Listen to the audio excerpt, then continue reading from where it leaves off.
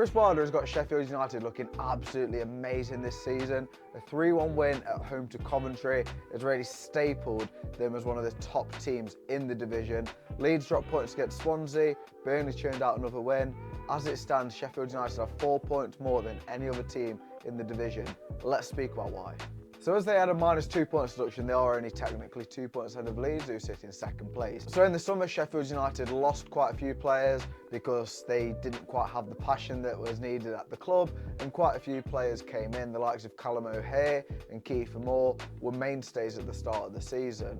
And Chris Wilder, his ethos at Sheffield United has always been have the ball with intent. He doesn't want the team to have the ball and not do much with it. And the match against Coventry shows it, because with just 41% possession, the Blades created most of the good chances in the match. In the first half, it could have been about 5-0 if it wasn't for a couple of missed chances from Tyrese Campbell.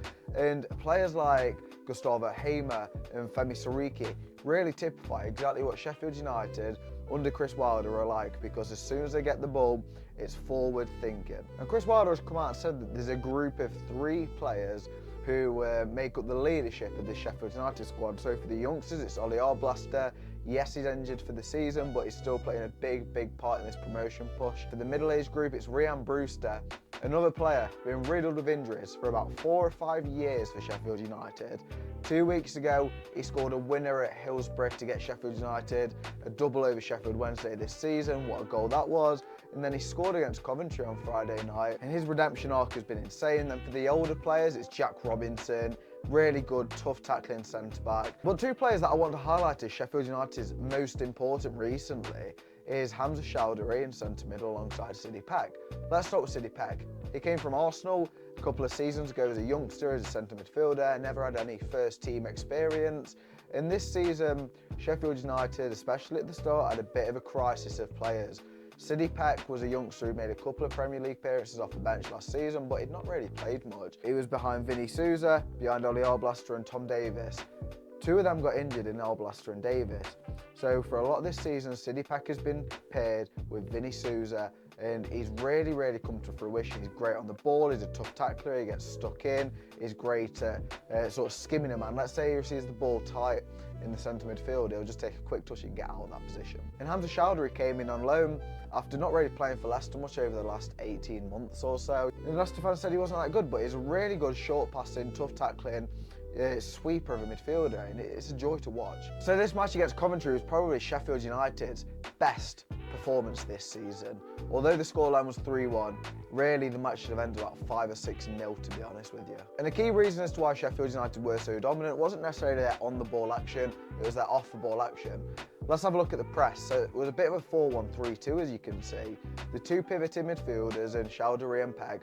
Peck could push on to Jamie Allen, who was one of Coventry's 2 holding midfielders, which meant that Chowdhury was basically the shield. Peck pressing high up like this really offered the Blades the opportunity to stop Coventry from creating any good chances. Having Ryan Brewster push up to the front 2 alongside Tyrese Campbell in the press meant that the Coventry centre-backs didn't really have the greatest passing options, because the Blades would constantly force them out wide. But on the ball, Sheffield United were absolutely electric. Within 2 passes here, Jack Robinson had the ball, he played it out to Harrison Burrows. Burrows just plays a ball out wide to Campbell, who was running through the channels, and a quick pass to Brewster on the edge of the box saw Brewster have a shot blocked. But this was attack with intent, as I say. It's not wasting the ball, it's not seeing a pass and thinking, nah, I want to play it a bit safe.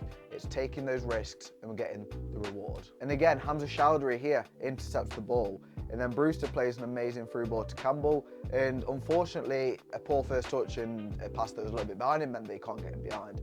But he doesn't mess around. He plays an early pass to Brereton Diaz, who did really well to hold his run wide. He didn't cut into the box, he just kept wide where the space was. And unfortunately, a poor touch meant that he couldn't get a chance at goal. But again, really incisive attack. And the highlight of the match was the Gustavo Hamer free kick from what was about 30 yards out. Absolute thunderblast into the top corner. And this worked really well for Sheffield United in their favour, because it meant that the pressure was off a little bit to conduct these counter-attacks and just hope to get a goal from them. It meant that the counter-attacking play was creating chances and creating goals. So it meant that they could let Coventry have the ball a bit and sit off them, and the plan worked. The plan really did work, because here, Chowdhury plays a first-time pass to Gustavo Hamer, who plays a first-time pass to Sariki. Sariki gets the ball off of there from Mason Clark, who messes up her interception, plays an early cross into Tyrese Campbell, which Chris Wilder this season has really been emphasising Sariki to play a low cross into the box, especially when you've got a player like Tyrese Campbell who's so clinical to do a first-time finish like he did here. And then for the third goal, it was absolutely amazing. Burrows plays a drilled pass into Campbell on the left wing. Campbell plays it over to Brewster, who has all the time in the world to play a pass over to Ben Brereton Diaz.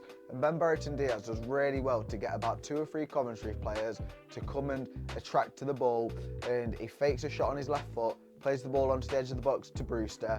And I don't know where the Coventry midfielders were at this point. I think it was Grimes, and I think it was Jamie Allen still on the pitch, or maybe Ben Sheaf. None of them were tracking back, so it meant that Brewster had all the time in the world to select a finish clinically into the top left corner and make it 3-0. And if it wasn't for a bit of a dodgy corner in the 92nd minute that which Blades conceded, this would have been the most complete performance of potentially any team this season in the Championship. Yes, 41 possession doesn't mean that Sheffield United have most of the ball, but they were in control of the match for the most part.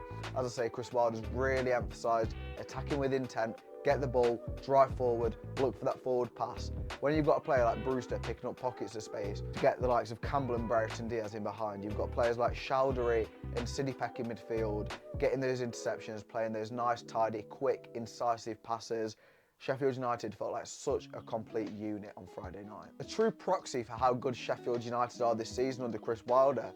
Compare them to that 18-19 squad that got promoted with the likes of Jack O'Connell, Oliver Norwood, John Fleck, Billy Sharp, and I truly believe, I don't know who would win that match. I feel like this iteration of Sheffield United might even win. But on that note, let me know down in the comments who is getting promoted from the Championship. There's only 2 points between Sheffield United, Leeds and Burnley as it stands. It's extremely tight. It looks like any of the sides could get over 100 points this season.